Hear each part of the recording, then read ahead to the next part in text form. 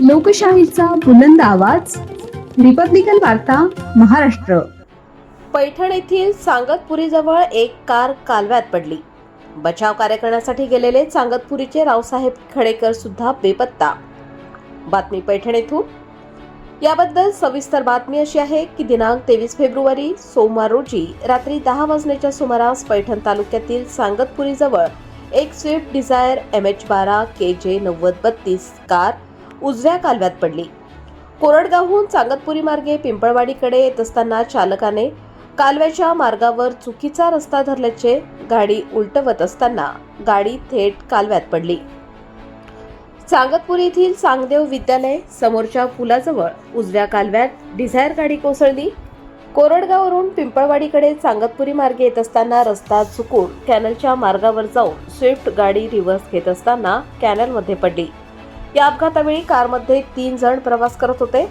घटनेची माहिती मिळताच स्थानिक रहिवाशांनी तात्काळ पोलिसांना माहिती दिली आणि बचाव कार्य सुरू केले. JCBच्या मदतीने गाडी कालव्यातून काढण्यात आली. अल्ताफ इदाहिद पठाण राहणार हातगाव, तालुका शेवगाव, जिल्हा अहिल्यानगर यांच्यावर सध्या पैठण येथील लोंढे रुग्णालयात उपचार सुरू आहेत. मुकीद अहमद शेख वय 35 राहणार कोराडगाव, तालुका पाथर्डी, जिल्हा अहिल्यानगर आणि निलोफर मुकीद शेख वय 30 वर्ष राहणार कोराडगाव, तालुका पाथर्डी, जिल्हा अहिल्यानगर हे कालव्याच्या पाण्यात वाहून गेले आहे.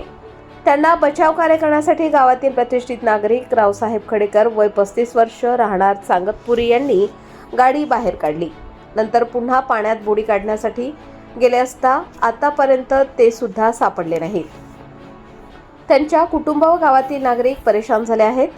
घटनास्थळी पैठण पोलीस स्टेशनचे वरिष्ठ पोलीस निरीक्षक महादेव गोमारे, उपनिरीक्षक प्रमोद यादव, हेड कॉन्स्टेबल रावसाहेब आव्हाड आणि अधिकारी संतोष खिले आणि राजेंद्र आटोळे हे उपस्थित होते.